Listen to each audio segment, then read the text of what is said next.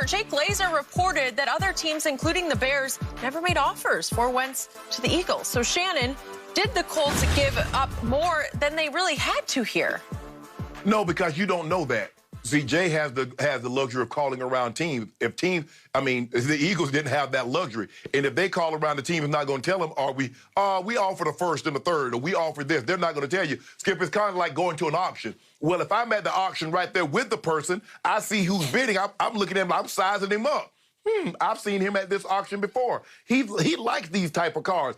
I might be in for the running. I might have to up this thing to go a little further than I wanted to, as opposed to someone being online that you can't see, and he has someone bidding for him. So that's what the Eagles were up against. They were bidding against, they didn't know am I bidding against somebody I know or someone I don't know. But if you believe you've got your guy, Skip, as you said yesterday, no price is too much. The question is, how much damage has been done to Carson Wentz mentally, physically, emotionally, psychologically? Because I told Mike, Skip, remember last week, Mike Vick and I had this conversation. I said, Mike, he's gone. I said, he ain't coming back. I said, I know you want him to be back, but he gone. Yep. I said, and plus the thing is, when you bench a guy like that, Skip, that's not a fifth-round draft pick. That's not a guy that was somewhat of a starter and, fell out of the rotation. The guy you traded, you moved heaven and earth to move up in the draft to select him. You paid him a king's ransom, and you benched him. You don't come back from that. That's not, Skip, if it's his rookie season, you could overcome that. You can't do that to a guy in his fourth or fifth year and think he's going to bounce back from that. So the question is, can they repair him mentally, physically, emotionally, and psychologically? Skip, he was on pace to get sacked 67 times, which have been the fourth most in NFL history. He missed the last 4 games. So we said he turned the ball over more than any other quarterback, and he missed 4 games. He threw more interceptions, and he missed 4 games. He also led the league in getting sacked, and he missed 4 games. So what guy are they getting? Frank Reich believes he can repair Carson Wentz, because the thing when Carson Wentz was at his absolute best, Skip, what did he have? An outstanding offensive line, a very good running game. He had the Winnebago, LeGarrette Blount, and Jay Ajayi. They could run the football. The receivers could make plays. That offensive line is outstanding in Indy. He had that when he was on a cruise, what was he, 11-2, Skip? I think when he tore his knee out here at L.A. So I believe they have that. The only question I have, Skip, have the Eagles and what happened to him the last 8 weeks, well, no, take that back, Skip. Let me take it back. Did what happened to him the moment they turned that card in and said, with the second-round draft pick, we select Jalen Hurts, have too much damage been done to him mentally for him to overcome that? I believe he landed in the perfect spot. He landed in a spot where a guy believes in him. Skip, and sometimes that's what you need. You need a guy that believes in you. The Eagles no longer believed in Carson Wentz. He no longer believed in them. The marriage had to end. So the question is, not if he, Skip, can he, because we know, like you said, he's 6'5", 245 pounds. The guy can throw. But now it's all about what's between the ears. Can they repair that? If they can repair that, they got themselves a good quarterback, and the price they gave up wasn't too steep. Okay, I will give you this much. If any man on this planet can save and salvage Carson Wentz, it's Frank Reich, who obviously was his coordinator through that one blip of a great run that Carson Wentz had in 2017 before he tore up his knee. And he was, if not the MVP frontrunner, he was right in the thick of that race. I'm going to give you that. But that's all I'm going to give you, because the truth was, if Indy had played its cards a little more shrewdly, I think they could have gotten Carson Wentz for even more of a song. I think they could have just said, we'll give you this year's 2 and be done with it, and they would have gotten him for that. But they didn't really do enough due diligence or be able to read the tea leaves quite well enough to know what our Jay Glazer knew about Chicago and what the reporters in New England reported yesterday, which was the Patriots really had no interest in Carson Wentz. So let's step back for a moment for our viewers' sake and put this all in perspective. All you really need to know about Carson Wentz is he was the #2 overall pick in the draft. He's still under 30 years of age. He's still in his late 20s. And Philly was so desperate to get rid of him that they were willing to eat the all-time record amount of dead cap money, which is $33.8 million. That's their fault for paying him all that money to begin with, giving him a second contract. But they just said, we got to get out from under this. He's a disaster. He's unfixable. We have to do this now, not wait. We have to do it right now. And all you need to know about Carson Wentz is the Colts were bidding against themselves.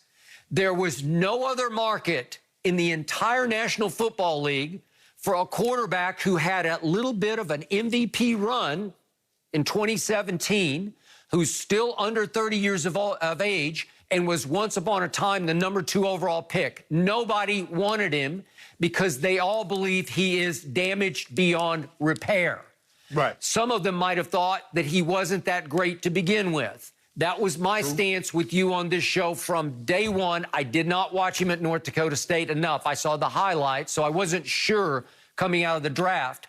But after I saw him, especially against my team, my Dallas Cowboys in 2016 versus Dak Prescott, I thought right away, he's got too much deer in headlights in him. I don't see consistent accuracy from him. I don't see consistent feel for playing the hardest position to play in sports. I don't see the touch, the poise, just the ability to make the play when it needs to be made. And then as it developed, he did not demonstrate the leadership intangibles that you need to play that position and be the face of a franchise and the voice in a locker room. So the player I just described was the anti-Tom Brady. And I am sorry to be the bearer of bad tidings for Colts fans, but he will ultimately disappoint you in Indianapolis because obviously we're not talking about Peyton Manning here. I don't think we're even talking about Andrew Luck. And I had some concerns, some misgivings about No. He's not as Luck. good as Andrew Luck. No, he wasn't as good as Andrew Luck. Okay, No, well, what I'm saying is don't start putting him even on the Luck pedestal yet because he's not going to be Andrew Luck either. So the problem is... Could he be Phillip Rivers? Phillip Rivers was pretty good last year. Yeah, I mean, but they got to the playoffs, right? And but that's what they played Buffalo pretty well in that first playoff game, right? But that's my thing, Skip. Do you believe he can be Phillip Rivers? Phillip Rivers couldn't throw the ball over 30 yards. So you don't... I don't. He can't...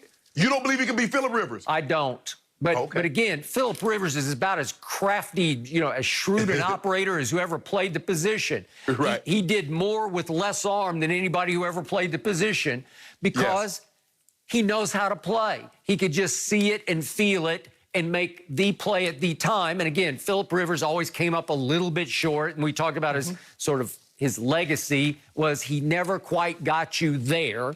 But he did a lot of great things. And so, no, I do not think Carson Wentz, if we just do prototype, if we put him in the vacuum, he's got 5 times the arm that Phillip ever had in his life.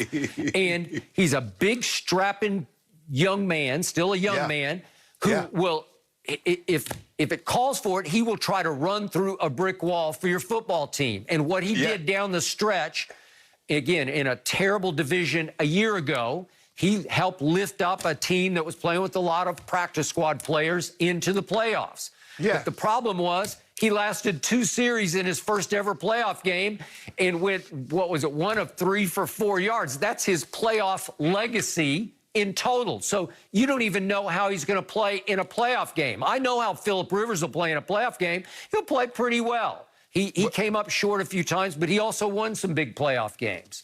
But the thing is, Skip, is that you say that he didn't play well, but you look at what he had. You give him Dak Prescott's offensive line and those skill positions. Do we believe we have this conversation about Carson Wentz? The question, for me, the thing is, I believe he can be. I mean, people don't realize Phillip Rivers had a very good career. Phillip Rivers somehow ended up throwing for more passing yards, more passing touchdowns than Dan Marino. And Dan Marino is a top 100 player in NFL history. And somehow Phillip Rivers, with his ability, Skip, Phillip Rivers could not run me or you currently. And I hadn't run in a decade. I got it. And you don't do any sprints. And Phillip Rivers could not run either one of us. But He found a way to get it done with the ability that he has. Carson Wentz has more ability. He's more mobile. He's more athletic. He has a bigger arm. The question is, the one thing that we never questioned about Phillip Rivers was his mentality, was his mindset. Was he tough physically? Was he tough mentally or emotionally? We know he was rock solid in those areas.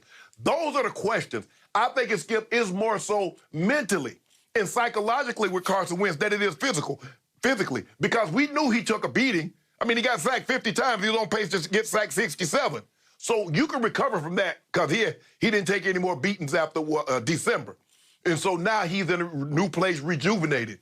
But the question's going to be, Skip, I don't want to hear nothing about no OTAs or he looked good at OTAs in minicamp. Yeah. I'm going to need to see Carson Wentz in actual game, live fire, to have an honest assessment of whether or not